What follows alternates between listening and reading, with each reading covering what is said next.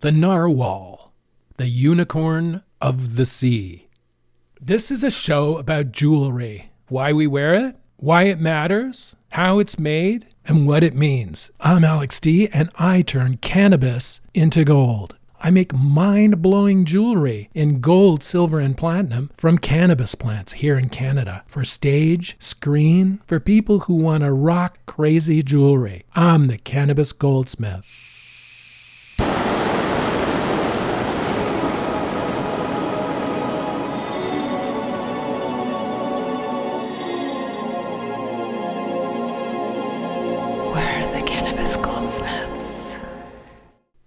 So if you've been listening along since the beginning, when I reviewed the Grammy Awards, the jewelry at the Grammys and the jewelry at the Academy Awards, you can see how sort of disappointed I was with the actual quality of the designs, how they weren't sort of reflecting modern culture, but more older culture, or they didn't take a position, a cultural position or anything. They were just like expensive, no vibe.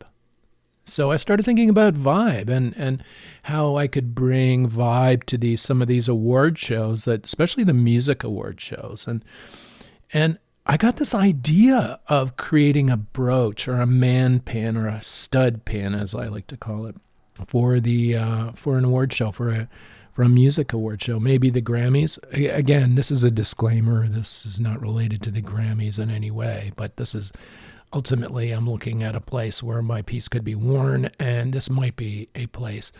Or we have a Canadian award show here, the Juno Awards, which is like a smaller scale. But anyway, I'll talk about that in a bit. But I was thinking about what could I make to make a music-related brooch or man pin or stud pin for the award show. And I had this idea, let's make a small record out of 18 karat gold. I'll make a small vinyl record, except it'll be made out of 18 karat gold as a pin. And I'll make it a white label, for DJs. Because DJs back in the day would get advanced copies of records to play of the songs. And sometimes even the labels weren't even printed yet at the factory for these. These were called test pressings, and they would have a white label. They were called white labels or test pressings. Some of them even had test pressing stamped on them or written on them in hand or by hand or whatever, with the name of the track written on the white label. So I had this idea. A white label is a very DJ term. It's very music. It's all about the advanced, getting the advanced copy, getting the copy before anyone else could get it. This is the vibe imbued in a white label record. And for those of you who don't even know what records are anymore, these are 12-inch discs of vinyl that people play on turntables. All right. Anyway, so the white label is just like the record would be black, and then the label in the center would be white. And I thought, what if I make the record 18 karat gold and the white label white, and then shrink it all down and make it into a pin or a brooch or something that could be worn on a tuxedo or on a dress, on an epic outfit at the Grammys or the Junos or one of these music award shows. So I drew it out, but I couldn't think of something to put in the middle for the white label. Now it has to be a precious material, because this is a high jewelry piece, right? I can't use plastic or ceramic or wood. It has to be something very special. So I started looking at gemstones that were white in color that I could polish and cut down to a thin flat disc that I could put in the middle of this gold record. And this is only like, 3 inches, not 3 inches, even like 1.5 inches across max. Where's my ruler? Here's my ruler. This pin is going to be like 5. Yeah, 1.5 inches, maybe 2 inches at the max, probably maximum diameter. So this little white label in the middle, it's not a huge size, but it has to be special. So I thought, look, I'm a Canadian jeweler, and all our products are I stress the fact that everything we make is Canadian. We make everything here. We use Canadian, North American materials in it, and this is our claim to fame. This is why people come to us, for the quality of our products. So I thought, okay, this is going to be Canadian. I want to make it super Canadian. So what about narwhal tusk? Narwhal tusk, right? That's white. It's like a kind of an ivory, I sort of thought. And I started trying to research where to get some narwhal tusk. And it's like the narwhal, I was thinking, the unicorn of the sea. I mean, this is a northern Canadian sea animal. It's like a medium-sized whale. I didn't know too much about it, so I started researching. It's like a medium-sized whale. And the horn that it has sticking out of it, the front, I thought it came out of the forehead, right? But no. This is your incisor tooth, your canine tooth. This is the whale's left tooth, usually, that's grown super long and turned into this tusk, this like unicorn horn sticking out of the front of this animal. And it's a kind of ivory. And I thought this would be an amazing, I could get a tiny piece of this and sand it down and cut it to become the white label, the centerpiece of this 18 karat gold brooch, right? I think this is going to be great. And then I could kind of compression fit it into the middle. See, with jewelry like this, you don't want to be using adhesives or glues or anything like that. What I'm going to do is just cut a hole in the center of this 18 karat gold record, this tiny little record, and then pressure fit that disc of narwhal tusk into the center so it holds, right? And then on the back of it, I'm going to put a pin back so you can pin it on your tux or outfit.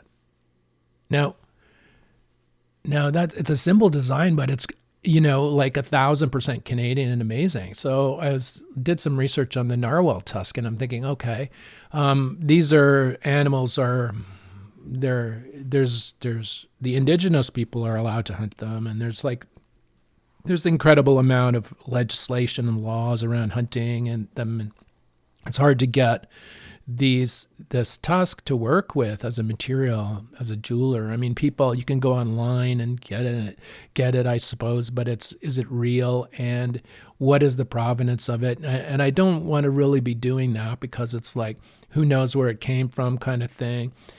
There are some places that sell it online that claim that it's like, it's found or whatever from back in the day. And anyway, I didn't know how to deal with any of that shit. So I put it at the back of my mind, but I was thinking, this is a piece I want to make. I'm being drawn to try and get jewelry engaged in other areas, like the music industry. It needs to be better engaged with the music industry and better engaged with the movie award show kind of thing. These are showcases for art and jewelry pieces, not just fashion. So why isn't it better or more creative or different? So I thought this piece is going to be just great at an award show. It's going to be just amazing. A music related piece, right? So anyway, I put the whole narwhal tusk thing out of my mind. And as I mentioned last week, I was going up to Perth, Ontario to pick up this mandrel thing, which is it's kind of like an anvil, a specially shaped anvil that jewelers use to hammer shit on. Like you get them in the shape of human arms, where you can like hammer a bracelet right on it. It's steel, right? Or this one was a neck and chest, and the purpose of it was if you had a neck piece or something, you could put it on this anvil and hammer it, because it's the shape of a human kind of thing, right? So this was the reason I went up to Perth, and I drove up there, and on the map it didn't look too far from where I am on the river here, but it was a long drive. Maybe it's because I hadn't been there before. It seemed like it was really long, maybe 2 hours or whatever. And I didn't know where I was going, but I got up there, and to the jeweler who was selling this thing, who I'd bought, I'd sent her the money, and I was just going to pick it up. I had no other expectations. I went up there and I was like, okay, I'm just going to get this thing. I'm going to go for a nice drive and just explore the area, because sometimes that's really good for an artist to get out and just, no, it's always good for an artist to get out and explore new areas because it triggers ideas, new ideas and inspirations. So anyway, I drove up and I found this place, and it was like tucked away in the woods. It was kind of really interesting, like a kind of a dirt road going down into this almost like valley area. There were greenhouses scattered around. There were little paths all around this beautifully maintained, like forested area. There were sculptures, like little meadows cut into the forest with sculptures and benches like everywhere. Oh, it's an amazing like forested space, right? And there seemed to be 3 or 4 really cool houses, like our buildings on this land, on this property. Like really cool, like something you would see in like Dwell magazine or something, coming out of the forest. And obviously artists, right, live there. You could immediately know this, even if there was no sculptures. It's just the vibe, the whole vibe of this place, right? It was just so nice for an artist like me just to be there. It was like amazing. So anyway, I banged on the door and met the jeweler, Ellen, who lived there with her partner. The greenhouses, her partner grows succulents and perennials for sale, I guess, in the area locally. This is near Ottawa, so I guess people come from Ottawa and in the surrounding areas to buy their plants and stuff, right?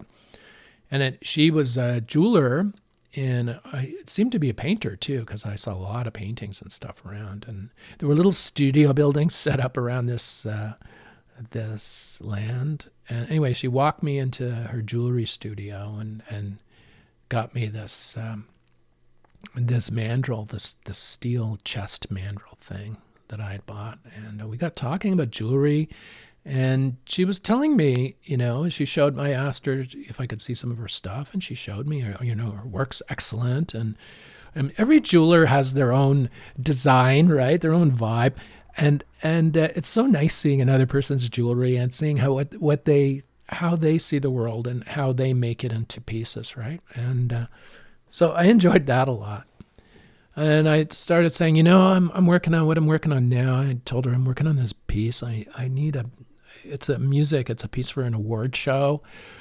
Hopefully the Grammys next year, some Canadian artist is going to wear it on their tux or on their dress for this for an event like this. And I'm looking for a piece of narwhal tusk and for this there, because I need a white. She said, I have. I said, what? She said, yeah, I have narwhal tusk. You want some? I was like, no, you're kidding. You have narwhal tusk? She said, yeah. I used to, when I was younger, I was up in northern Canada, up in the Arctic. I was teaching indigenous people how to make jewelry, teaching them jewelry making skills that they could use, right, to make their own stuff.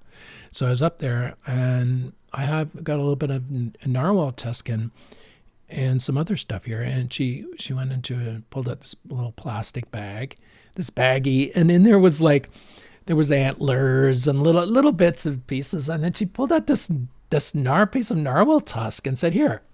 And I was like, holy crap, this is exactly what I need. Like how, like this is meant to happen. Obviously this music brooch thing is definitely meant to happen. Like this is, I'm literally 1,500 miles from the sea, I'm not even close to an ocean shoreline here. And here's the narwhal tusk in my hand, right? And I'm looking at it. I'm thinking, ooh, this is going to be an amazing jewelry piece. So yeah, so that's what I'm doing now. I've got this piece of narwhal tusk, and it's an interesting material. I mean, if you have ever seen some deer antler, it's like that. It's sort of like that, but it's much more dense. It's a heavy material. And the grain across it, she had another piece there that she showed me. It can crack, it can be grainy, or it can be super fine grain, like the piece that I got from her. It's a dense and super fine grained. So this is perfect for me. I can cut a little disc of it. I'm gonna have to figure out how to do this.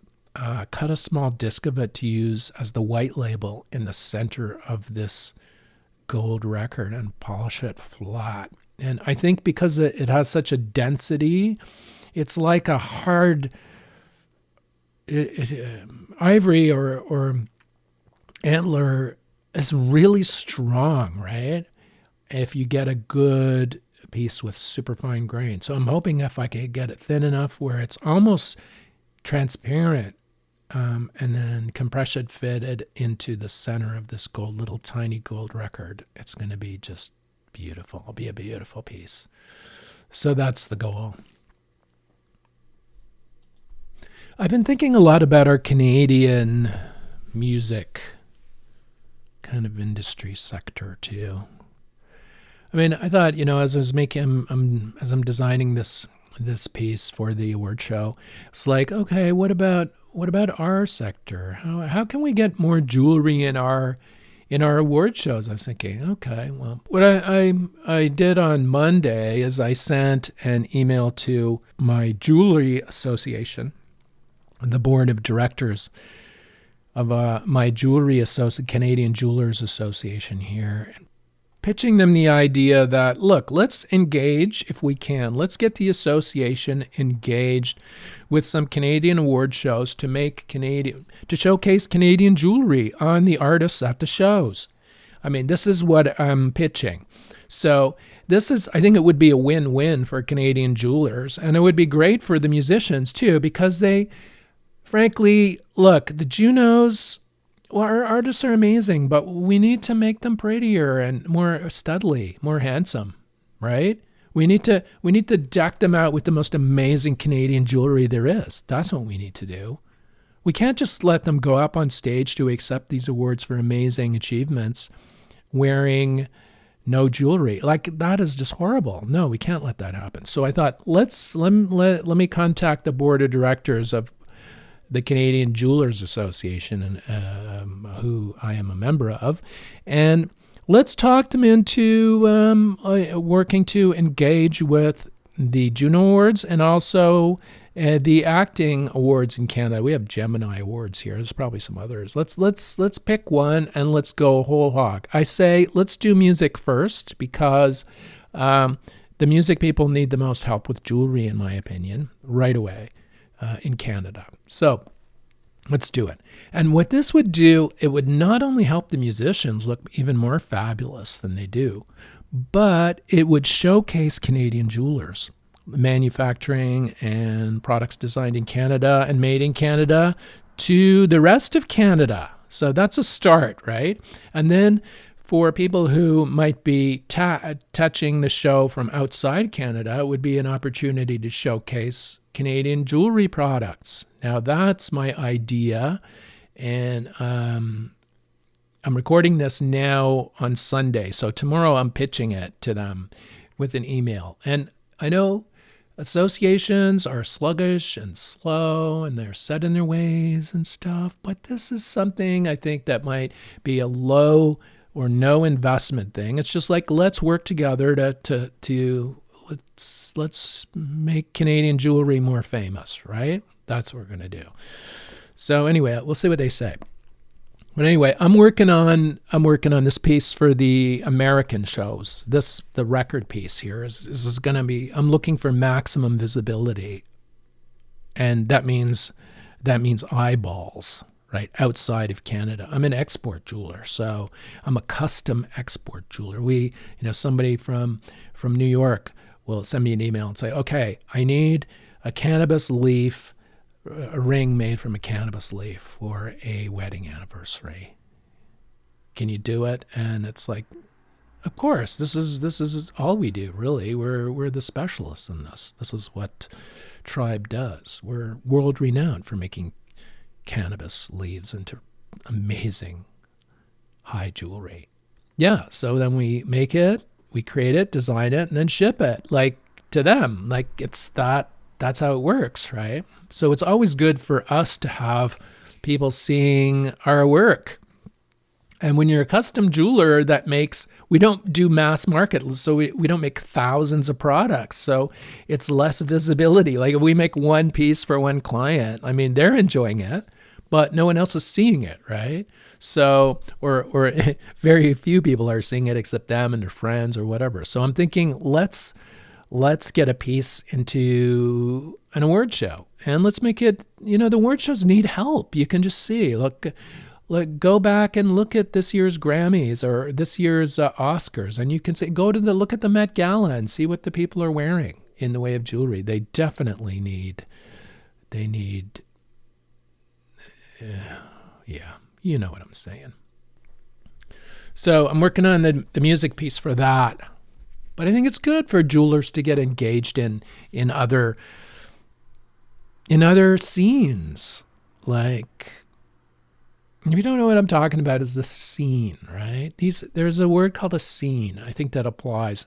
I think it's more of a marketing term than anything else. That's the way I look at it. I mean, when I started Tribe Magazine in 1993, we were covering the underground house music, DJ culture, warehouse scene. People who liked house music. They went to these after-hour parties and dance or these specialized nightclubs, and they danced to house music. So that was a house music scene. Then there was a techno scene. People who liked harder, faster, more computer-generated music. That was the techno scene. And sometimes the borders between these scenes were so rigid, even though they weren't real. They were just imagined borders. They'd be so rigid that people would get siloed and they wouldn't cross over into these other scenes, right?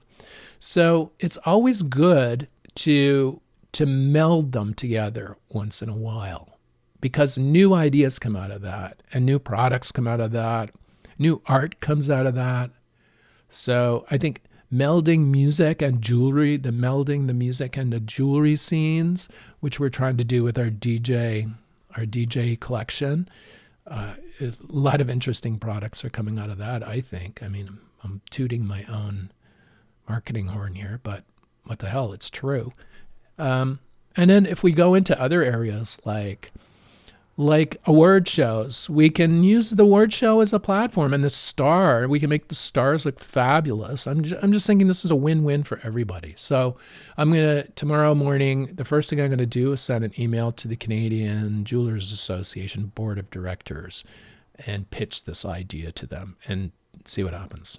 Likely nothing, but who knows? I'm always up for new ideas. Obviously, they need somebody to do this. I don't know if I have the time, but I could probably do it as a side project, just an outreach thing.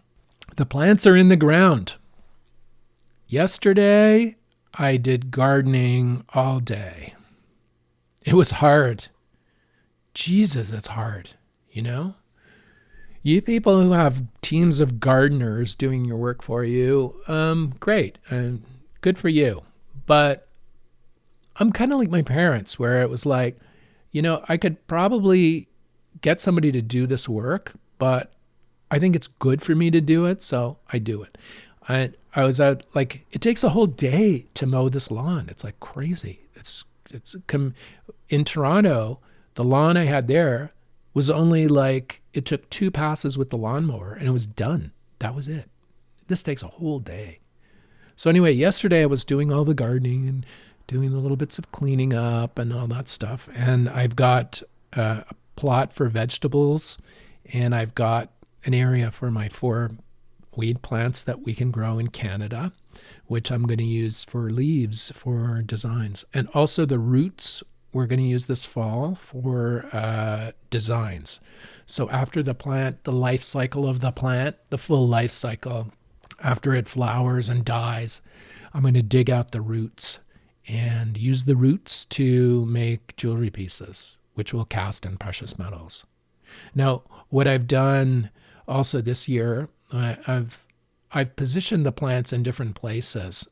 And sometimes I've found that when you stress the plants out a bit, like I'm not hurting them, but when you give them a bit of stress, they make all these different, they go different directions. Like the bonsai people know this, right? They do heavy pruning and then they adjust the shape of the plant to fit these artistic forms, right? Some of it can be quite just stunning, right? Just beautiful. I'm not going that much. But what I'm doing is I'm doing it underground. I'm planting a cannabis plant, and in the place where the roots in the hole that we're digging, that I dug for the plant, that we get it out of the pot and pop it into the hole in the ground. What I do is I put objects in the hole. So it allows the roots to grow around in different ways instead of just straight through the soil. Like if you've got a rocky soil, the roots will go around the rocks and stuff. This is what, if you can understand where I'm going with this. So the roots will bend and go different directions and knot and do different things. And this is what I want from the roots.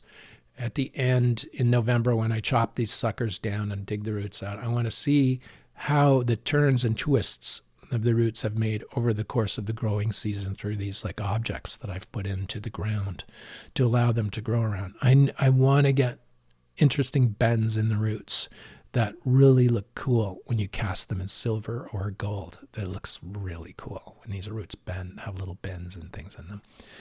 So that's what I'm doing. I'm working with the plants over the plant will be doing most of the work underground, and we won't get to see what it looks like until the fall.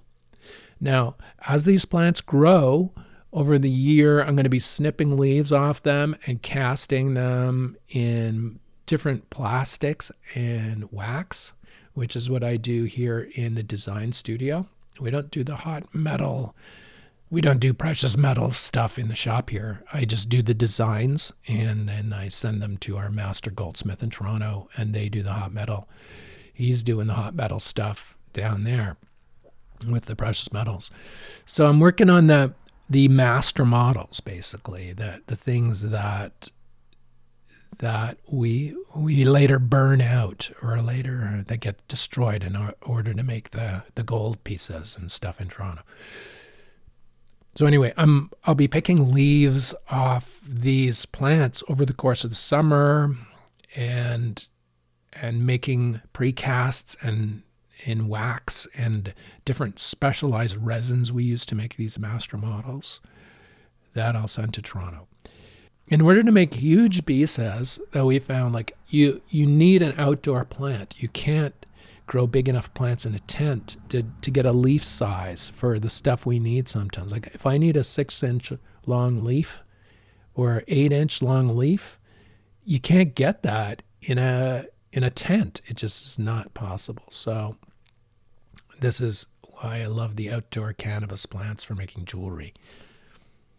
Once the plants start growing, I get design ideas about different ways to use them. And the plants change as they grow. Every cannabis plant goes through a series of phases from the time it's a seed to the time it flowers and dies. And these are distinct phases when the plant changes what it looks like and how it is structurally, like the leaves thicken or get thinner. They change shape. And then there's also the type of variety the cannabis is. Like I've grown all these varieties from seed, so I have no idea what they're going to be like when they mature. And I got the seed from good sources, but who knows these days? Like really, I mean. And then there's weird stuff the plants do. So cannabis plants have been so inbred that you can get two of the same seeds from the same thing and they will come out different. Like it's just weird. But anyway, I got good seed. I grew the plants. They're about, 6 or 8 inches, 10 inches tall now, and they're in the ground. So we'll see what happens in the fall. So today, what am I doing today? It's Sunday. I should write that email to the Jewelers Association. I'll send it off to them to see if we can get them engaged in the Canadian. Let's get some Canadian jewelry into the Canadian award shows. They're in our own backyard, right? So let's do it. Let's get some Canadian jewelers' work, the work of Canada showcased to Canadians. And as a side benefit of the beautiful music our Canadians make. The Cannabis Goldsmith is produced by Tribe Communications Inc. in the Thousand Islands area of Ontario, Canada. You can see what we do at tribe.ca. Send us an email, alexd@cannabisgoldsmith.com.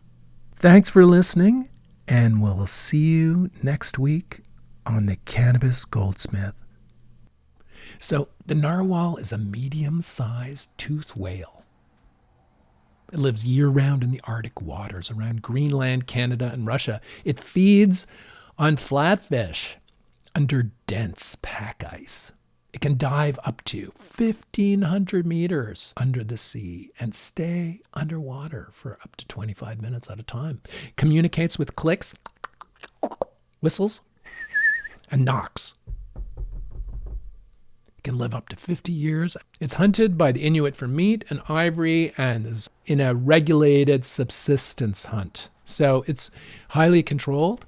The hunt of this animal is highly controlled. The tusk is used by the Inuit for carving, making tools, jewelry, and is a symbol of status and wealth. The tusk is also believed by some Inuit to have spiritual and medicinal powers, such as curing illness, warding off evil spirits, and ensuring a good hunt. The narwhal is considered a sacred animal by some Inuit who believe it was created by the sea goddess Sedna, or that it carries the souls of the dead to the afterlife. Now that's a serious power symbol, the narwhal. And that's what we're putting in the center of this magnificent jewelry piece.